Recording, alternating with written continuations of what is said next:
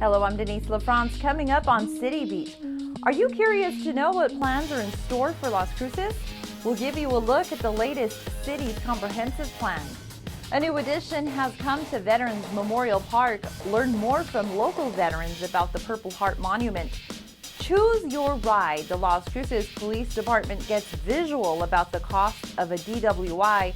And what is the function of the local emergency planning committee? We talk with the organization's public information officer. Hello and welcome to City Beat for the month of September. The planning process for the city of Las Cruces never ends. While some plans are in action, others are being revised. clc-tv's Jennifer Martinez explains. The city's comprehensive plan provides a vision of what the city should be, and city planners believe Las Cruces could be healthier. At an August City Council work session, planners called on two experts who believe Las Cruces can begin to build a healthier environment. Please welcome Dr. Richard Jackson.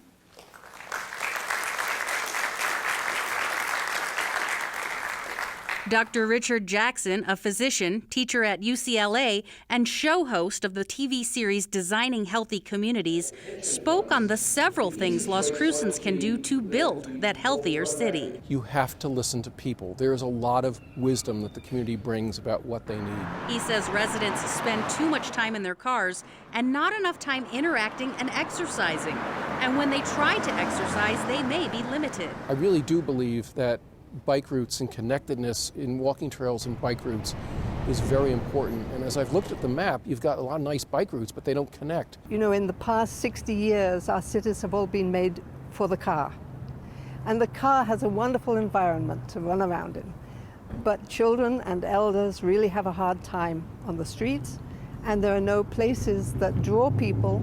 Dr. Jackson and Dr. Suzanne Leonard, a human aspect of architecture expert, says child obesity trends could be environmentally caused and walkability is needed. I think you need to start in the downtown, most definitely. You need to have a good model for everybody else in the community to say, oh, this is a really great place to be. I wish I lived downtown with all of these resources and with a plaza, with the shops within walking distance. And when others see a working downtown area that attracts more healthy activities, other neighborhoods will begin to ask for similar amenities. But you need little places in each of the neighborhoods where that can begin to happen, where children and elders and parents and grandparents and working people can pass through and be in each other's presence. Jackson says it's important to listen to residents, but equally important for city administrators to act. Leadership matters.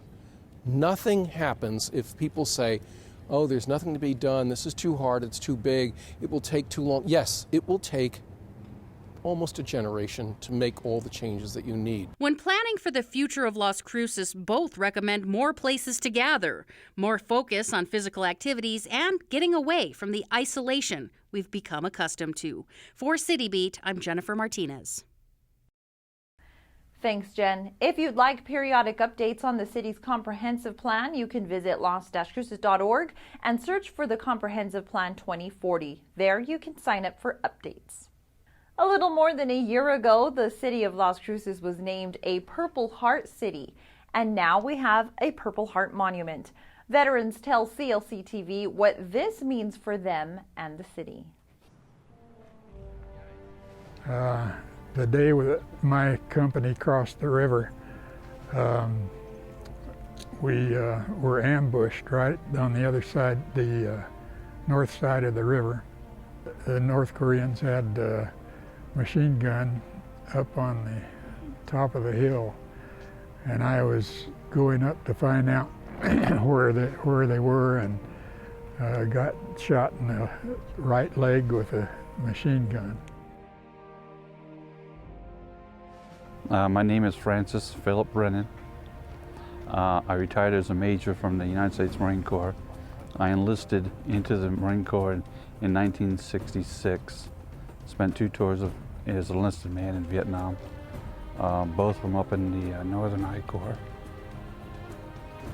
What it brings back is all those who didn't come back, whose names are on the wall.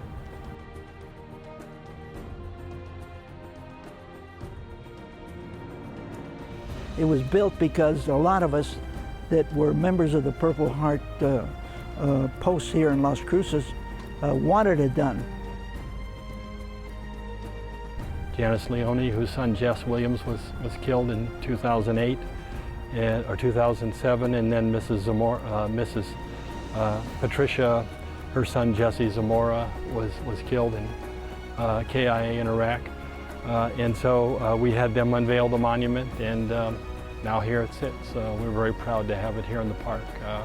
It's just one more thing that Purple Heart is kind of a unique group, and yet there are well over 200 Purple Heart veterans in this town.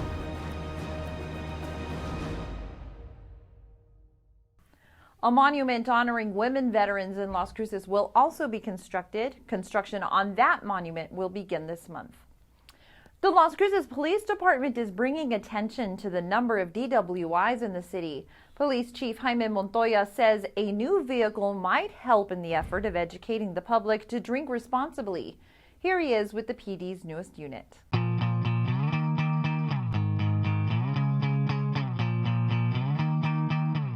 It's very eye-catching, and when you really look at it, it does make you think, I do have a choice. So I think it's good. Actually, I've heard a lot of positive feedback. A lot of people like the concept. I'm like a lot of people, I'm a visual person, so I like to see things, pictures, and when I saw this, it kind of struck home for me, and I think what I'm getting from a lot of people that are visual is like, great concept. And what it is get people thinking again about DWIs. So it's kind of having the impact I wanted to have because people are talking about it, and that's what I want people to start doing. I would like to kind of bring this vehicle to every 15 minutes where we deal with the high school students and we talk about DWIs and the effect it has. I like to bring that to the assembly so they can see it, but the intended audience is everybody in Las Cruces. Kind of start them thinking about drinking and driving and your choices.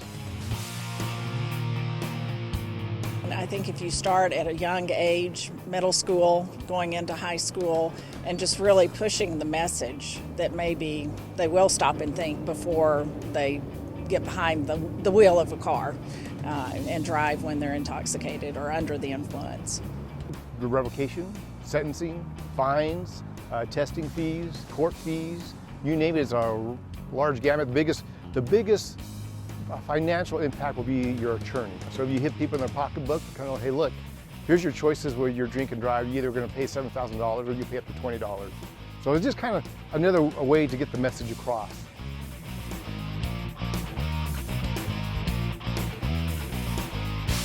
Thanks, Chief. The natural gas car came from the city's fleet department and was converted to have the new look.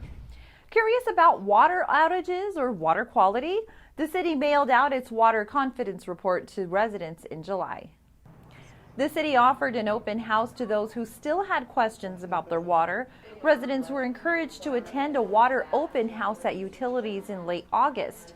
There, they met with the city's water experts to answer questions about their home water usage and the city's water tests. I know there's a lot of assumptions with the water quality as far as aesthetics and taste out there for the city, but what we want to make sure to inform the city and let them know is that the water is perfectly safe to drink and meeting all EPA and environmental regulations. The Water Confidence Report is also located on the city's website. You can find it at las-cruces.org. Voting in the general election? If you're not registered, you still have time. Plus, register for the Tas No Mas, the city's fall cleanup. Details ahead in our City Minute. Election Day is Tuesday, November 8th, but the last day to register to vote is October 11th. You can register online, plus get more information on voting convenience centers by visiting las-cruces.org. Click on the voter information link. Cape Las Cruces Beautiful hosts its 22nd annual Tas No Mas event on Saturday, October 15th. Last year, more than 15 tons of litter were collected. Register before October 10th at las-cruces.org on the Keep Las Cruces Beautiful page, or you can call James Woods at 528-4506. Roadrunner Transit updated its bus routes. If you need a new map, you can visit the city's website and click on the bus schedules at the bottom of the page, or call for more information at 541-2500. And the NMSU Aggies return to the football field in September. The Battle of I-25 against UNM begins the home season. In October, plan for games on Saturday, October 1st against University of Louisiana Lafayette, and on the 22nd, Georgia Southern. Kickoff is at 6 p.m. Before an emergency situation occurs in Doña Ana County, the Local Emergency Planning Committee, or LEPC, is regularly taking necessary precautions to ensure the safety and health of our residents. The LEPC serves as the link between citizens, industry, and government in promoting planning, training, and education of its members to enhance programs.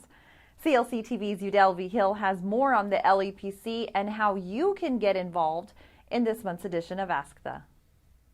Hello and welcome. Our guest for this edition of ASTA is Corey Stone-Fielder, Public Information Officer for the LEPC. Corey, thank you for joining us. Thank you, Udell. Now, what exactly is the Local Emergency Planning Committee? This is a committee of people that aim to ensure that our community takes a proactive approach to emergency preparedness and awareness. We are a 501c3 organization. We meet monthly to discuss planning projects that might be happening. We participate in training, and we attend different events around the community that might have an emergency planning component. We also receive information from local emergency response organizations. However, we do not respond ourselves, we plan. Okay.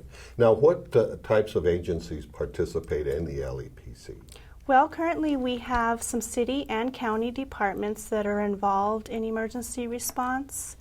We have schools, hospitals, ambulance services. In addition to that, we have industrial partners, and we also have citizens on the committee. And that's my next question. Can just anybody participate? Absolutely. Anyone that has any kind of interest in planning for emergencies are more than welcome to join us. And I've been to some of those meetings, and it is a really good mix of people. It so is. You have a great cross-section of Definitely. people who can plan for Yes. And bad situations. Bring lots of knowledge from different sectors. Exactly. Okay, now why is it important for the public to be involved in the LEPC? It's important for the members of the committee and community residents to be aware of natural and human-made natural hazards that might occur in our area. We want you to be able to plan for these events before they happen instead of trying to respond to them after the fact. And again, this isn't just government responding to situations, it's teaching people how to do so in their own homes Exactly. or in their own vehicles. Exactly. Yeah. Well, that's very helpful. Is there anything else you'd like to add about the LEPC? Yes, I'd like to tell everyone out there that September is National Preparedness Month. If you'll go to ready.gov, you can get a ton of information about preparedness and awareness for emergency planning. We encourage people to make a plan and to make a kit. In your plan, you should include names and emails and contact information for your family members in case an emergency occurs. You also need to designate a meeting place in case of an emergency. Also, in your kit, you want to include some water, non-perishable food, warm clothing. If you have medicine that you're taking, you need to have that in your kit as well. Probably a flashlight too. Flashlight. You always hear about flashlight. Yeah, things of that nature. You go to my Batteries. house, they're all dead. All the batteries Right. are always dead. So that's something always good to Yes. keep in mind. Also, as a nonprofit organization, we're always looking for funding and active participation. We want our community to join us and to get involved. We meet on the first Wednesday of every month, and we also have information on our website and our Facebook page. Okay. Well, Corey Stone-Fielder, thank you very much for Thank joining you. us on ASTA. Appreciate it. Thanks, Udell. Remember, if you'd like to get involved, you can call the LEPC at 647-7900. Well, that's all for this episode of City Beat. Remember to tune in for live City Council meetings right here on Mondays at 1 p.m. You can also find all archived meetings and programs on clc-tv.com. Plus, we have so much more on our Facebook page. Thanks for joining us. I'm Denise LaFrance.